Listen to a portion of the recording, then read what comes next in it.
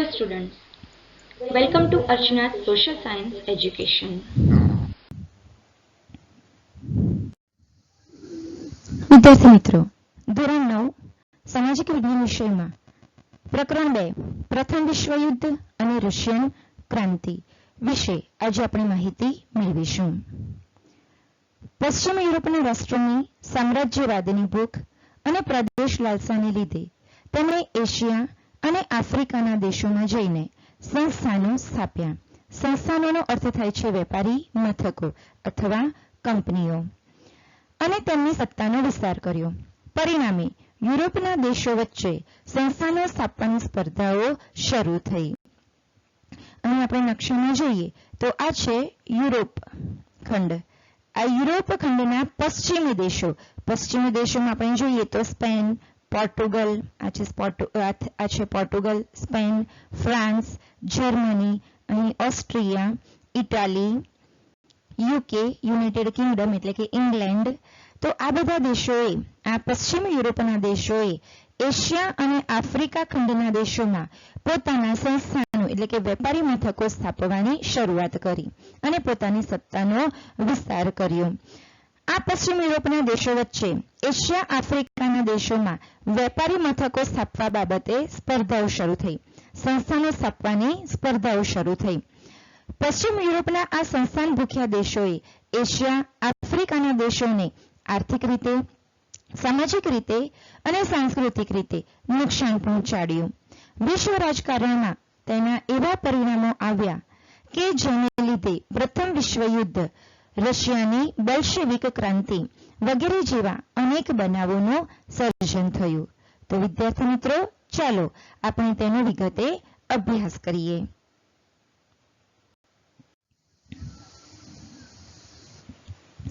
અહીં તમે નકશા, આ દુનિયાના નકશામાં આપણે જોઈએ તો આ છે પશ્ચિમ યુરોપના યુરોપ ખંડ.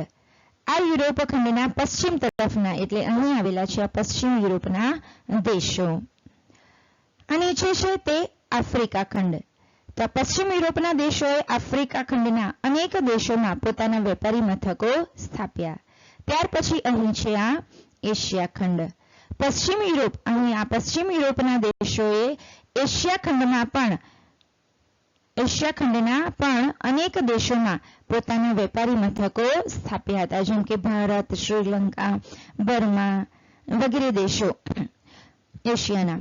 તો પશ્ચિમ યુરોપના દેશોએ આફ્રિકા અને એશિયા ખંડના અનેક દેશોમાં પોતાના વેપારી મથકો સ્થાપ્યા. અને આ પશ્ચિમ યુરોપના દેશો વચ્ચે એશિયા આફ્રિકા ખંડમાં વેપારી મથકો સ્થાપવા બાબતે સ્પર્ધાઓ શરૂ થઈ. અને આ સ્પર્ધાઓ, સંસ્થાનો સ્થાપવાની સ્પર્ધાઓને કારણે પ્રથમ વિશ્વયુદ્ધ જેવી ઘટનાઓનું સર્જન થયું. તો તેના વિશે હવે આપણે માહિતી મેળવીશું. યુરોપ અને એશિયા આફ્રિકામાં સંસ્થાનવાદ જોઈએ. એશિયા આફ્રિકામાં સંસ્થાનો સ્થાપવામાં પશ્ચિમ યુરોપના રાષ્ટ્રો મુખ્ય હતા. તેમની આ સામ્રાજ્યવાદી લાલસાએ પોતાના નજીકના પાડોશી રાષ્ટ્રોને પણ છોડ્યા ન હતા, જેવા કે નેધરલેન્ડ, બેલ્જિયમ અને લક્ઝમબર્ગ પર સ્પેનનો કબજો હતો. આપણે અહીં નકશામાં જોઈએ તો આ છે નેધરલેન્ડ, આ ભાગ છે નેધરલેન્ડ. તેની નીચે છે આ બેલ્જિયમ. બેલ્જિયમની નીચે છે અહીં આ લક્ઝમબર્ગ. તો નેધરલેન્ડ, બેલ્જિયમ અને લક્ઝમબર્ગ પર સ્પેનનો, યુરોપનો નકશો બતાવેલો છે તમને. તો આ પશ્ચિમ યુરોપના દેશોમાં આ છે સ્પેન. તો નેધરલેન્ડ, બેલ્જિયમ અને લક્ઝમબર્ગમાં સ્પેનનો કબજો હતો, એટલે કે સ્પેનનું વર્ચસ્વ હતું, સ્પેનનું સામ્રાજ્ય હતું. પાછળથી સ્પેનના આ કેટલાક પ્રદેશો ફ્રાન્સે પડાવી લીધા. જે પ્રદેશો ઉપર સ્પેનનું સામ્રાજ્ય હતું એમાંથી કેટલાક પ્રદેશો ફ્રાન્સે પડાવી લીધા. પોર્ટુગીઝ શાસક બિનવારસ મૃત્યુ પામ્યો.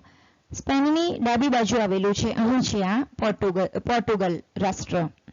તો આ પોર્ટુગલનો રાજા એટલે કે પોર્ટુગીઝ શાસક બિનવારસ નિસંતાન મૃત્યુ પામ્યો. એટલે લોહીના સંબંધે સ્પેનના રાજા હસ્તક આ પોર્ટુગલ આવી ગયું. એટલે પોર્ટુગીઝ રાજા અને સ્પેનના રાજા વચ્ચે લોહીના સંબંધો હતા, એટલે કે બંને સંબંધીઓ હતા.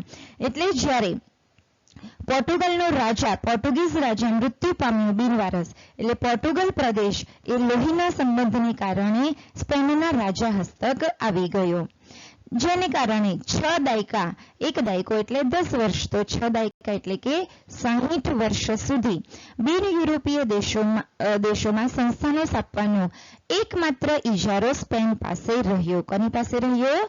સ્પેન પાસે. એ જ રીતે ફ્રાન્સ અને ઓસ્ટ્રિયાની પ્રદેશ ભૂખનો શિકાર ઇટાલી અને જર્મની બન્યો. જોઈએ આપણે અહીં તો ફ્રાન્સ અને આ છે ઓસ્ટ્રિયા. તો આ બે દેશોના પ્રદેશ ભૂખનો શિકાર જર્મની અને ઇટાલી બન્યું.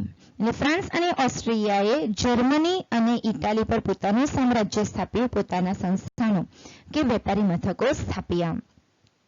જ્યારે એશિયા આફ્રિકાના દેશો ઉપર યુરોપીય સત્તાઓની પકડ મજબૂત બની રહી હતી, ત્યારે આ બધા દેશો Netherland, Belgium, Luxembourg, Germany, Italy આ બધા દેશો સ્વતંત્ર થઈ ગયા અને તેમણે પણ પોતાના અગાઉના માલિકોના માર્ગે ચાલી એશિયા અને આફ્રિકાના કેટલાક રાજ્યોને પોતાની સત્તા હસ્તક લીધા અને ત્યાં પોતાના વેપારી મથકો સ્થાપ્યા. એશિયામાં સંસ્થાનવાદ જોઈએ આપણે. ઇંગ્લેન્ડે ભારતમાં પગદંડો જમાવ્યા પછી ભારતના પાડોશી દેશો શ્રીલંકા, મ્યાનમાર એટલે કે હાલનું બર્મા ઉપરાંત સિંગાપોર અને મલાયામાં સામ્રાજ્ય સ્થાપ્યું. અહીં તમે નકશામાં જોઈ શકો છો. આ છે ઇંગ્લેન્ડનો મેપ. આ છે ઇંગ્લેન્ડ, યુનાઇટેડ કિંગડમ. તો ઇંગ્લેન્ડે સૌ પહેલા ભારતમાં પગદંડો જમાવ્યો, ભારતમાં પોતાનું સામ્રાજ્ય સ્થાપ્યું. ત્યાર પછી ભારતમાં પગદંડો જમાવ્યા બાદ તેમણે ભારતના પાડોશી દેશો શ્રીલંકા અને મ્યાનમાર એટલે કે બર્મામાં પણ પોતાનું સામ્રાજ્ય સ્થાપ્યું, ત્યાં પણ પોતાના વેપારી મથકો સ્થાપ્યા. ત્યાર પછી એટલે કે ભારત, શ્રીલંકા અને મ્યાનમારમાં પોતાનું સામ્રાજ્ય સ્થાપ્યા બાદ ઇંગ્લેન્ડે આગળ વધીને ચીનમાં પ્રવેશ કર્યો. ભારતની ઈશાન ખૂણે આવેલું છે ચીન, આપણું પાડોશી રાષ્ટ્ર છે. તો ચીનમાં પ્રવેશ કર્યો. ઇંગ્લેન્ડે ક્યાં પ્રવેશ કર્યો? તો ચીનમાં પ્રવેશ કર્યો. અહીં અફીણના વેપારના કારણે ઇંગ્લેન્ડ અને ચીન વચ્ચે યુદ્ધો થયા. કઈ વસ્તુના વેપાર બાબતે? તો અફીણના વેપારના કારણે ઇંગ્લેન્ડ અને ચીન વચ્ચે યુદ્ધો થયા. સમય હતો 1839 થી 42. ઇતિહાસમાં આ યુદ્ધો અફીણ વિગ્રહો તરીકે જાણીતા છે. વિદ્યાર્થી મિત્રો, પરીક્ષામાં પ્રશ્ન પૂછાય છે, અફીણ વિગ્રહો કોની કોની વચ્ચે થયા? તો ઇંગ્લેન્ડ અને ચીન વચ્ચે અફીણ વિગ્રહો થયા. ઇંગ્લેન્ડ અને ચીન વચ્ચે કયા વિગ્રહો થયા અથવા તો કયું યુદ્ધ થયું? તો અફીણ વિગ્રહો થયા, અફીણનું યુદ્ધ થયું. તો અફીણના વેપાર બાબતે ઇંગ્લેન્ડ અને ચીન વચ્ચે યુદ્ધો થયા. આ યુદ્ધોને ઇતિહાસમાં અફીણ વિગ્રહો તરીકે ઓળખવામાં આવે છે. આ યુદ્ધમાં ચીનનો પરાજય થવાથી ચીનના બીજા 5 બંદરો ઇંગ્લેન્ડને વેપાર માટે મળતા ઇંગ્લેન્ડની સત્તામાં વધારો થયો. ચીનની નબળાઈનો લાભ Japan, Russia, Germany, France, Belgium, અમેરિકાએ પણ ઉપાડ્યો અને ચીનની નબળાઈનો આ લાભ ઉઠાવી આ રાષ્ટ્રોએ ચીનમાં પણ પોતાના વેપારી અને રાજકીય અધિકારો મેળવ્યા. આ બાબતને આપણે આગળ દુનિયાના નકશામાં આગળની માહિતી જોઈએ.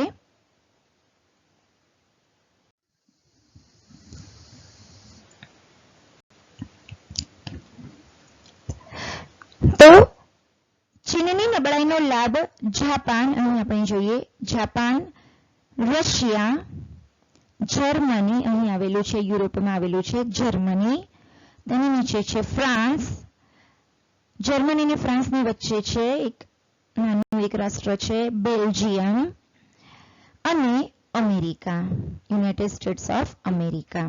તો આ રાષ્ટ્રોએ ચીનમાં પોતાના વેપારી મથકો સ્થાપ્યા. પશ્ચિમ એશિયાના રણ વિસ્તારમાં, હવે આપણે એશિયા ખંડના પશ્ચિમ તરફ જઈએ તો પશ્ચિમ એશિયાના આ રણ વિસ્તારમાં આવેલા જે રાષ્ટ્રો છે એ રાષ્ટ્રોમાં પુષ્કળ પ્રમાણમાં, વિપુલ પ્રમાણમાં નીકળતા ખનિજ તેલે આ યુરોપના દેશોને પશ્ચિમ એશિયાના દેશોમાં વેપારી મથકો સ્થાપવા માટે આકર્ષ્યા. એ દેશો હતા, જોઈ લઈએ કયા દેશો, તો Iran, Iraq, Kuwait, Saudi Arabia અને બહેરીન. તો આ દેશોમાં પુષ્કળ પ્રમાણમાં ખનિજ તેલ પ્રાપ્ત થતું હતું.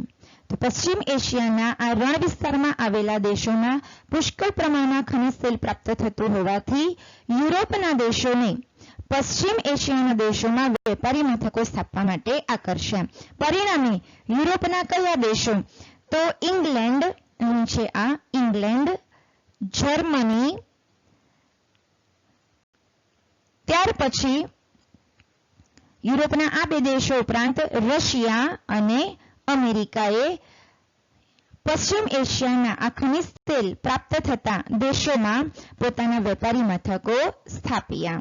કયા દેશોએ, તો ઇંગ્લેન્ડ, જર્મની, રશિયા અને અમેરિકાએ પશ્ચિમ એશિયાના Iran, Iraq, Kuwait, Saudi Arabia અને બહેરીન આ દેશોમાં કે જ્યાં ખનિજ તેલ પ્રાપ્ત થતું હતું તે દેશોમાં પોતાના વેપારી મથકો સ્થાપ્યા અને પોતાના હિતો જાળવવા પ્રયાસો કર્યા. આફ્રિકામાં આપણે સંસ્થાનવાદ જોઈએ તો આફ્રિકામાં સંસ્થાનવાદ 15મી સદીના અંતભાગમાં આફ્રિકાના દક્ષિણ ભાગમાં સૌપ્રથમ ડચ પ્રજાએ પોતાનું સંસ્થાન સ્થાપ્યું. એટલે આફ્રિકામાં સૌથી પહેલું સંસ્થાન કોને સ્થપાયું હતું? ડચ પ્રજાનું. ડચ પ્રજાએ દક્ષિણ આફ્રિકા એટલે કે આફ્રિકાના દક્ષિણ ભાગમાં પોતાનું સંસ્થાન સ્થાપ્યા બાદ ઇંગ્લેન્ડ અને ફ્રાન્સે પણ આફ્રિકાના કેટલાક પ્રદેશોમાં પોતાના વેપારી મથકો સ્થાપ્યા. આ બાબતને આફ્રિકામાં સંસ્થાનવાદને આપણે દુનિયાના નકશામાં સમજીએ. જોઈએ આપણે તો 15મી સદીના અંત ભાગમાં આફ્રિકાના દક્ષિણ ભાગમાં આ છે આફ્રિકા ખંડ, અહીં છે આ આફ્રિકા, તેની ઉપર આ બધા પ્રદેશો છે યુરોપ ખંડના, અથવા બીજા અર્થમાં કહીએ તો આ દેશો છે પશ્ચિમ યુરોપના. તો આ પશ્ચિમ યુરોપના દેશોએ આફ્રિકામાં પણ પોતાના વેપારી મથકો સ્થાપ્યા, એટલે કે આફ્રિકામાં સંસ્થાનો સ્થાપવાની હરીફાઈઓ કરી હતી પશ્ચિમ યુરોપના રાષ્ટ્રોએ, જેમાં સૌથી પહેલા ડચ પ્રજાએ આફ્રિકાના દક્ષિણ ભાગમાં, સાઉથ આફ્રિકા આ દક્ષિણ ભાગમાં સૌપ્રથમ ડચ પ્રજાએ સંસ્થાનો સ્થાપ્યા. ત્યારબાદ ઇંગ્લેન્ડ અને ફ્રાન્સે પણ, અહીં આપણે જોઈએ તો આ છે યુનાઇટેડ કિંગડમ, યુરોપમાં આવેલું છે આ ઇંગ્લેન્ડ, યુનાઇટેડ કિંગડમ યુકે. તો તેણે આફ્રિકાના કેપમાં, આ કેપ આવેલો છે દક્ષિણ આફ્રિકાની અંદર, અહીંયા કેપટાઉન આવેલું છે. તો આ ઇંગ્લેન્ડે આફ્રિકાના દક્ષિણ ભાગમાં કેપમાં અને ફ્રાન્સે, આ છે ફ્રાન્સે ઉત્તર આફ્રિકાના અલ્જેરિયામાં, ઉત્તર આફ્રિકાનો આ દેશ છે અલ્જેરિયા, અને તમે વાંચી શકો છો અલ્જેરિયા. તો ફ્રાન્સે ઉત્તર આફ્રિકાના અલ્જેરિયામાં પોતાના વેપારી મથકો સ્થાપ્યા. ઔદ્યોગિક ક્રાંતિને કારણે કાચા માલની પ્રાપ્તિ અને તૈયાર માલના વેચાણ માટે આફ્રિકાનો આ વિશાળ પ્રદેશ અથવા તો વિસ્તાર વધારે અનુકૂળ જણાતા યુરોપિયન દેશોએ અહીં આફ્રિકામાં સંસ્થાનો સ્થાપવાની સ્પર્ધાઓ શરૂ કરી. બેલ્જિયમના રાજા લિયોપોલ્ડ, અહીં જર્મની અને ફ્રાન્સની વચ્ચે એક નાનું રાષ્ટ્ર આવેલું છે બેલ્જિયમ. તો આ બેલ્જિયમના રાજાનું નામ છે લિયોપોલ્ડ. બેલ્જિયમના રાજા લિયોપોલ્ડે આફ્રિકાના કોંગોમાં, આ છે કોંગો, આફ્રિકા ખંડમાં આવેલો દેશ છે કોંગો, કોંગોનો વિશાળ પ્રદેશ પોતાના કબજે કર્યો. કોણે? બેલ્જિયમના રાજા લિયોપોલ્ડે આફ્રિકાના આ વિશાળ પ્રદેશ કોંગોમાં પોતાનું વેપારી મથક સ્થાપ્યું. ઇંગ્લેન્ડે ઇજિપ્તમાં, અહીં છે આ ઇંગ્લેન્ડ, આ ઇંગ્લેન્ડે કેપ ઉપરાંત ઇજિપ્તમાં પણ પોતાનું વેપારી મથક સ્થાપ્યું. આ ઇજિપ્ત ઉપરાંત પૂર્વ આફ્રિકા, આફ્રિકા ખંડના પૂર્વના દેશોમાં પણ ઇંગ્લેન્ડે પોતાના વેપારી મથકો સ્થાપ્યા હતા. પૂર્વ આફ્રિકા ઉપરાંત દક્ષિણ આફ્રિકા, એટલે ઇંગ્લેન્ડે આફ્રિકાના ઇજિપ્તમાં, પૂર્વ આફ્રિકાના દેશોમાં અને દક્ષિણ આફ્રિકાના દેશોમાં ઇંગ્લેન્ડે પોતાના વેપારી મથકો સ્થાપ્યા હતા. ફ્રાન્સે ટ્યુનિશિયા અને મોરોક્કોમાં, અહીં આપણે યુરોપ ખંડનો દેશ છે ફ્રાન્સ, તો ફ્રાન્સે આફ્રિકાના ટ્યુનિશિયામાં, અહીં જોઈ શકો છો તમે, આ છે ટ્યુનિશિયા, તો ફ્રાન્સે ટ્યુનિશિયા અને તેની ડાબી બાજુ આવેલું છે આ મોરોક્કો ના પોતાના વેપારી મથકો સ્થાપ્યા અને પશ્ચિમ આફ્રિકાના પ્રદેશોમાં પણ પોતાનું સામ્રાજ્ય સ્થાપ્યું. તો ફ્રાન્સે ટ્યુનિશિયા, મોરોક્કો અને પશ્ચિમ આફ્રિકાના પણ કેટલાક પ્રદેશોમાં પોતાનું સામ્રાજ્ય સ્થાપ્યું, પોતાના વેપારી મથકો સ્થાપ્યા હતા. જર્મનીએ પૂર્વ અને પશ્ચિમ આફ્રિકાના કેટલાક પ્રદેશો કબજે કર્યા હતા. યુરોપમાં આવેલું છે આ જર્મની. તો જર્મનીએ પણ પૂર્વ આફ્રિકા અને પશ્ચિમ આફ્રિકાના કેટલાક પ્રદેશોમાં પોતાના વેપારી મથકો સ્થાપ્યા. તે જ રીતે જર્મનીની જેમ ઇટાલીએ પણ રાતો સમુદ્રની નજીકના, આ છે રેડ સી, રાતો સમુદ્ર, તેની નજીકના આફ્રિકાના પ્રદેશોમાં ઇટાલીએ પણ પોતાના વેપારી મથકો સ્થાપ્યા. તો ઇટાલીએ રાતા સમુદ્રની આજુબાજુના વિસ્તારોમાં પોતાના વેપારી મથકો સ્થાપ્યા, ત્યાં પોતાનું સામ્રાજ્ય જમાવ્યું. જ્યારે સ્પેન અને પોર્ટુગલ પણ આફ્રિકાના કેટલાક પ્રદેશો કબજે કર્યા. સ્પેન અને તેની ડાબી બાજુ છે પોર્ટુગલ. તો આ દેશોએ પણ આફ્રિકાના કેટલાક પ્રદેશો કબજે કર્યા અને ત્યાં પોતાના વેપારી મથકો સ્થાપ્યા. આ પ્રાદેશિક વિસ્તારો મેળવવાની સ્પર્ધા વચ્ચે બર્લિન ખાતે યુરોપિયન રાજ્યોની એક પરિષદ મળી. બર્લિન ક્યાં આવેલું છે? તો જર્મનીમાં. જર્મનીનું પાટનગર છે બર્લિન. તો બર્લિન ખાતે આ યુરોપીય દેશોની એક પરિષદ મળી અને એ પરિષદમાં આફ્રિકાના પ્રદેશોને યુરોપના પ્રદેશો વચ્ચે વહેંચી દેવામાં આવ્યા. તો જર્મનીના બર્લિન ખાતે યુરોપીય દેશોની એક પરિષદ મળી, જેમાં આફ્રિકાના જુદા જુદા પ્રદેશો યુરોપીય દેશો વચ્ચે વહેંચી લેવામાં આવ્યા. આ પ્રમાણે સમગ્ર આફ્રિકામાં, આખું આફ્રિકા, સમગ્ર આફ્રિકામાં, અહીં છે આખું સમગ્ર આફ્રિકા, આ સમગ્ર આફ્રિકામાં યુરોપના વિવિધ દેશોનું સામ્રાજ્ય સ્થપાયું. આ સમગ્ર આફ્રિકામાં યુરોપના વિવિધ દેશોનું અહીં સામ્રાજ્ય સ્થપાયું. એક તરફ યુરોપના સંસ્થાન ભૂખ્યા રાષ્ટ્રો એશિયા આફ્રિકાના પ્રદેશો પર પોતાના સંસ્થાન સ્થાપી આ પ્રદેશોને સ્વહસ્તક કરવા માંગતા હતા.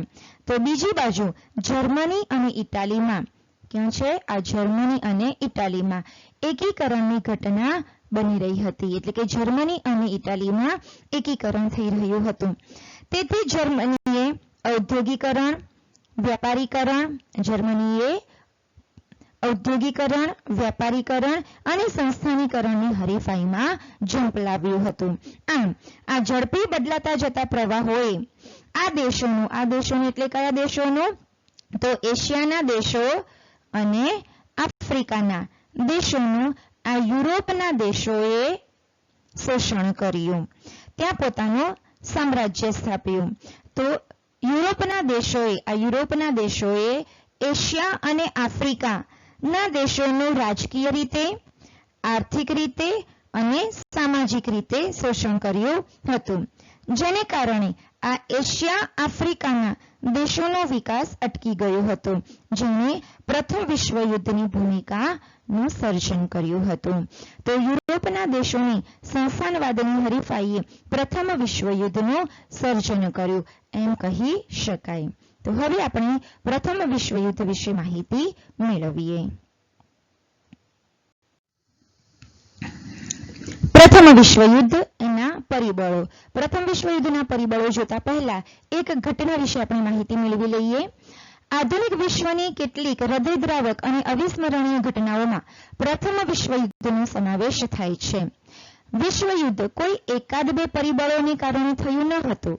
તેની પાછળ અનેક પ્રકારના કારણો જવાબદાર હતા.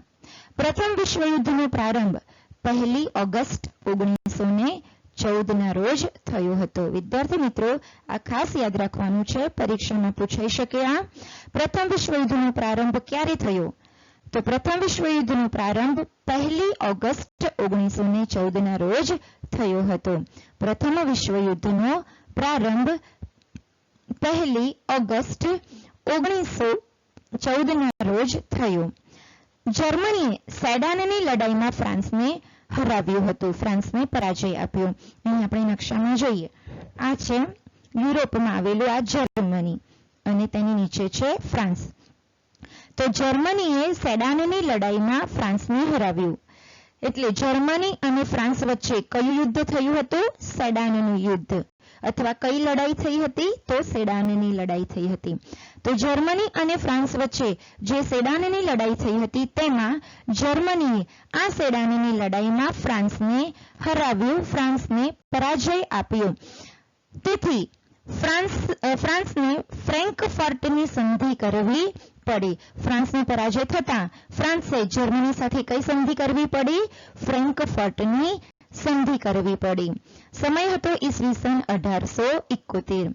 તે અનુસાર એટલે કે ફ્રેન્કફર્ટની સંધિ અનુસાર ફ્રાન્સે જર્મનીને યુદ્ધ દંડ અને પોતાના બે પ્રદેશો, સમૃદ્ધ, આર્થિક રીતે સમૃદ્ધ એવા બે પ્રદેશો આલ્સેસ અને લોરેન્સ, ફ્રાન્સે પોતાના આ બે સમૃદ્ધ પ્રદેશો જર્મનીને આપવા પડ્યા.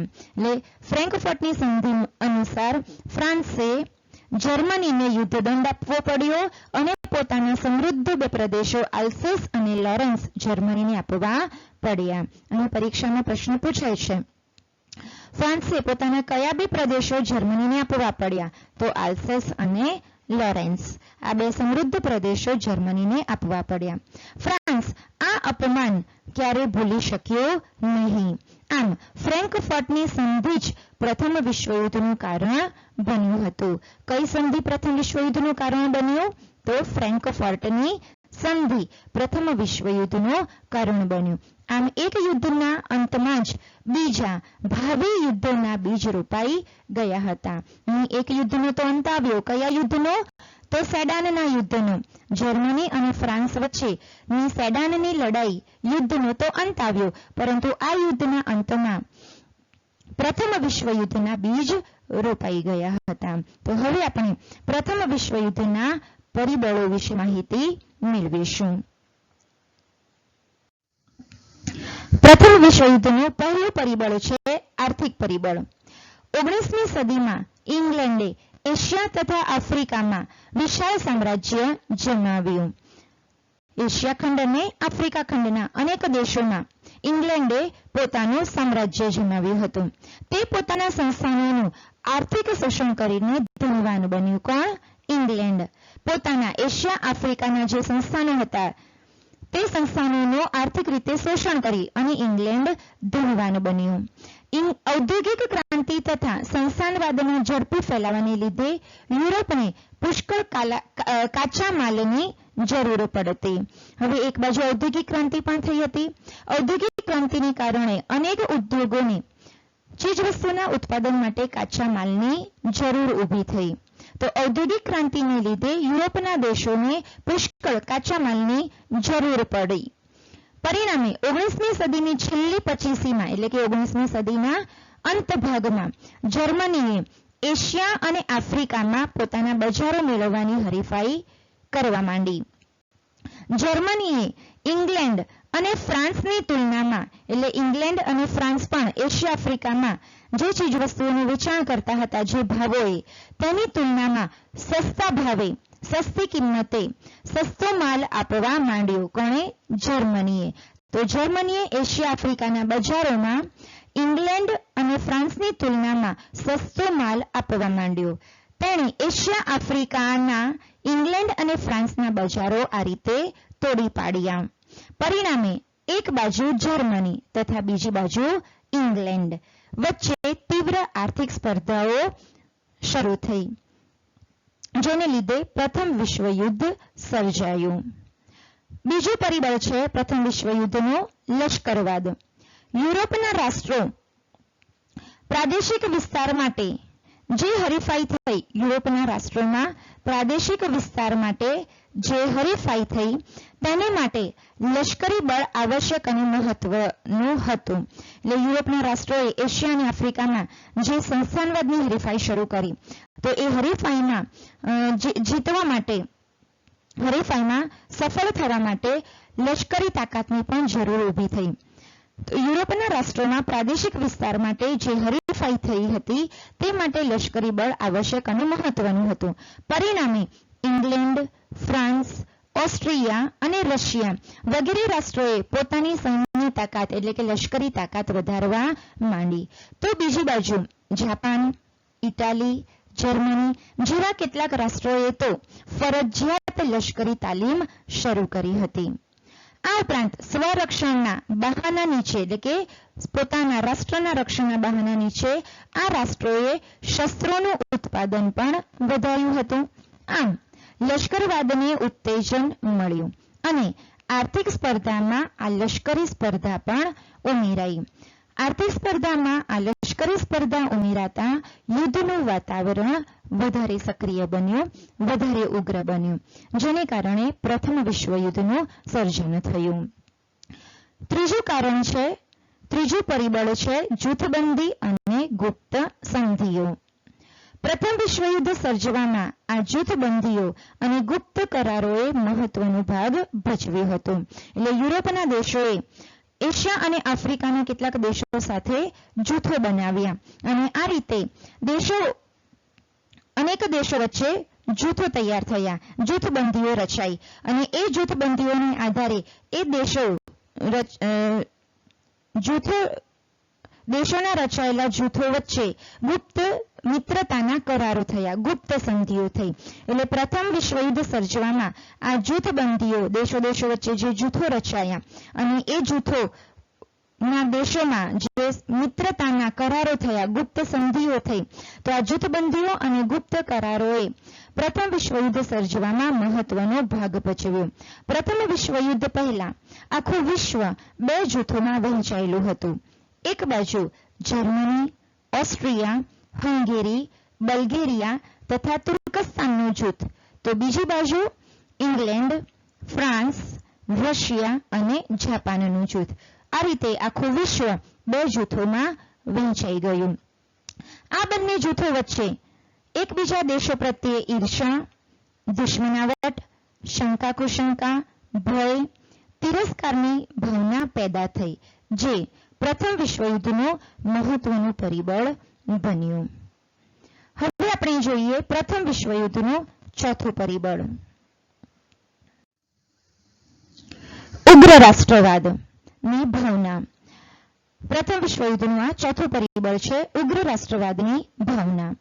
બેલ્જિયમ અને ગ્રીસની સ્વતંત્રતા તેમજ ઇટાલી અને જર્મનીનું એકીકરણ રાષ્ટ્રવાદના પરિણામો હતા, પરંતુ ત્યારબાદ યુરોપના રાષ્ટ્રવાદની ભાવનાએ ઉગ્ર અને સંકુચિત સ્વરૂપ ધારણ કર્યું હતું.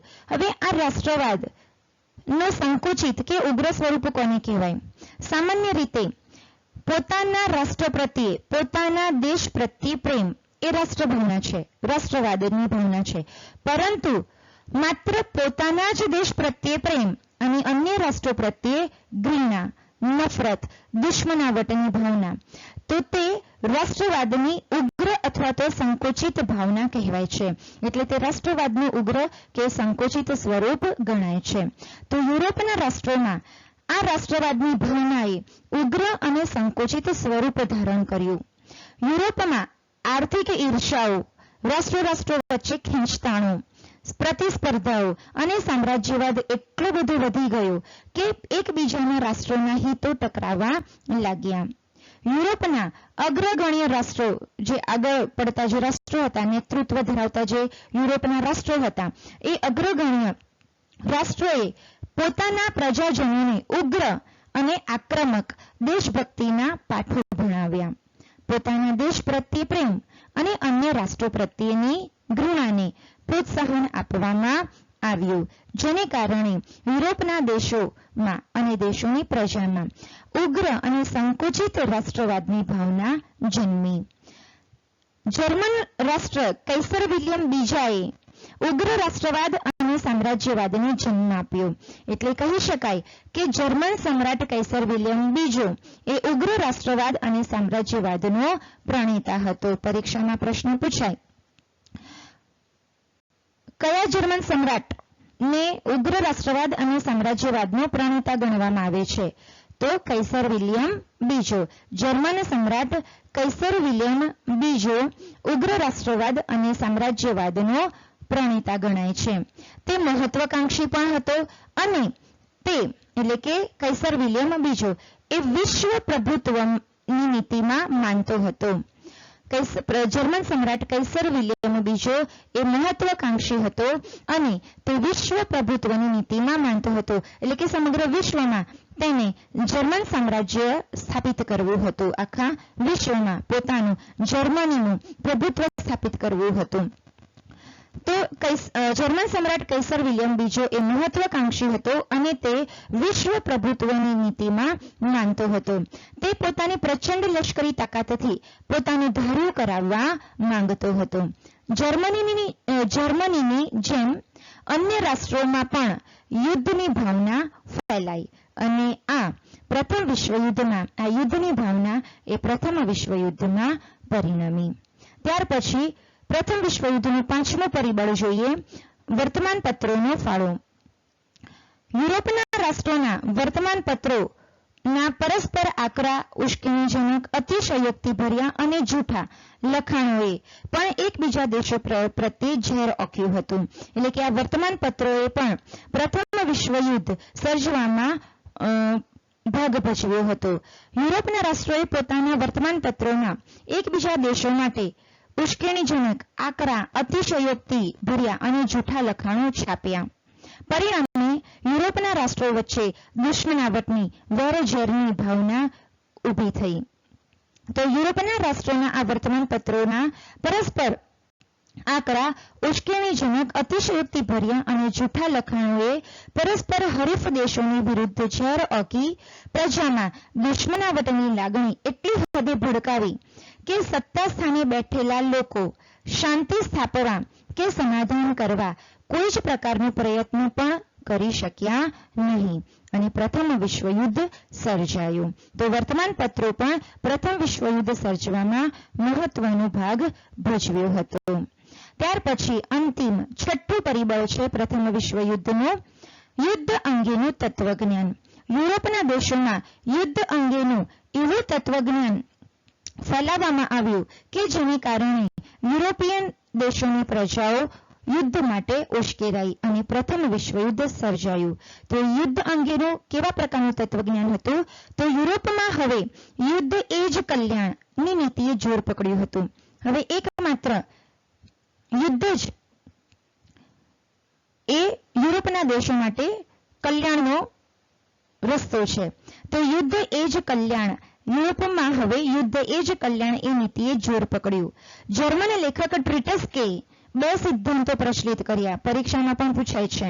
જર્મન લેખક શું નામ છે? ટ્રીટસ્કેએ બે સિદ્ધાંતો પ્રચલિત કર્યા. એક તો શક્તિમાનને જ જીવવાનો હક છે અને બીજો સિદ્ધાંત હતો યુદ્ધ એ જ રાષ્ટ્રીય જરૂરિયાત છે. એટલે જે દેશો શક્તિમાન છે, જે દેશની પ્રજા શક્તિશાળી છે, તો તે દેશની પ્રજાને જ જીવન જીવવાનો હક છે.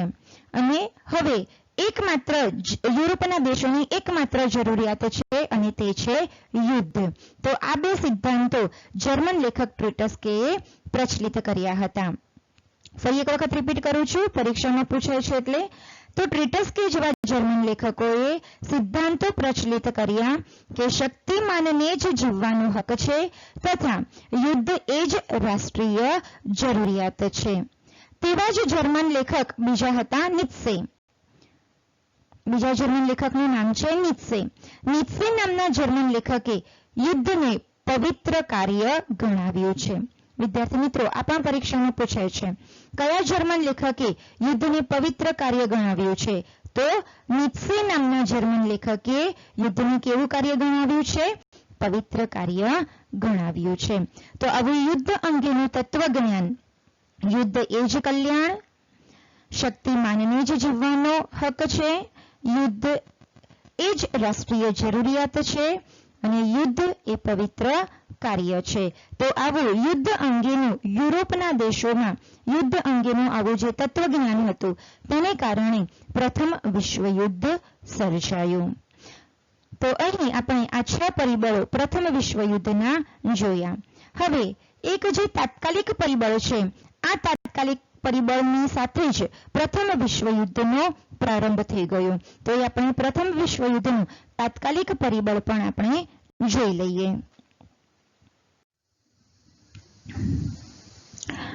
પ્રથમ વિશ્વયુદ્ધના તાત્કાલિક પરિબળની એક આપણે ઘટના જોઈએ તો ઓસ્ટ્રિયાના રાજકુમાર અને તેની પત્ની, અહીં તમે નકશામાં જોઈ શકો છો, આ છે ઓસ્ટ્રિયા. તો ઓસ્ટ્રિયાના રાજકુમાર અને તેની પત્નીની બ્લેક હેન્ડ નામની ઉગ્રવાદી સંસ્થા. હવે આ બ્લેક હેન્ડ, આ સંસ્થાની ઉગ્રવાદી સંસ્થાનું નામ શું છે? તો બ્લેક હેન્ડ નામની આ ઉગ્રવાદી સંસ્થા ક્યાંની હતી? તો સર્બિયાની હતી. ઓસ્ટ્રિયાની નીચે જમણી બાજુ આવેલું છે આ સર્બિયા. તો ઓસ્ટ્રિયાના રાજકુમાર અને તેની પત્નીની સર્બિયાની ઉગ્રવાદી સંસ્થા બ્લેક હેન્ડ નામની સર્બિયાની ઉગ્રવાદી સંસ્થાના એક સભ્યે ગોળી મારીને હત્યા કરી. આ ઘટના પાછળ સર્બિયાનો હાથ હોવાનો ઓસ્ટ્રિયાએ આક્ષેપ મૂક્યો. ઓસ્ટ્રિયાએ સર્બિયા પર આક્ષેપ મૂક્યો કે ઓસ્ટ્રિયાના રાજકુમાર અને તેની પત્નીની હત્યા પાછળ સર્બિયાનો હાથ છે. તો તેવો આક્ષેપ મૂક્યો અને 48 કલાકમાં, કેટલા સમયગાળામાં? 48 કલાકમાં ઓસ્ટ્રિયાના ગુનેગારને પકડીને ઓસ્ટ્રિયા સમક્ષ હાજર કરવાનું સર્બિયાને આખરીનામું એટલે કે ચેતવણી આપવામાં આવી. સર્બિયાએ પોતે આ બાબતથી અજાણ હોવાનું જાહેર કર્યું, પરંતુ ઓસ્ટ્રિયાએ સર્બિયાનું કશું નહીં સાંભળતા સર્બિયા સામે યુદ્ધ જાહેર કર્યું. એટલે ઓસ્ટ્રિયાએ સર્બિયાની સામે યુદ્ધ જાહેર કર્યું. એટલે ઓસ્ટ્રિયા અને સર્બિયા વચ્ચે યુદ્ધ શરૂ થયું અને આ ઓસ્ટ્રિયા સર્બિયા વચ્ચે યુદ્ધની શરૂઆત થતાં પ્રથમ વિશ્વયુદ્ધનો પ્રારંભ થયો હતો. તો આ ઓસ્ટ્રિયા અને સર્બિયા વચ્ચેનું યુદ્ધ એ પ્રથમ વિશ્વયુદ્ધના પ્રારંભનું તાત્કાલિક કારણ બન્યું હતું અને તેની સાથે પ્રથમ વિશ્વયુદ્ધની શરૂઆત થઈ હતી. તો વિદ્યાર્થી મિત્રો, અહીં સુધી આપણે પ્રથમ વિશ્વયુદ્ધના પરિબળોની ચર્ચા કરી. ફરી મળીશું નવા વિડીયો સાથે. So, thank you for watching and stay tuned to Archana's Social Science Education videos.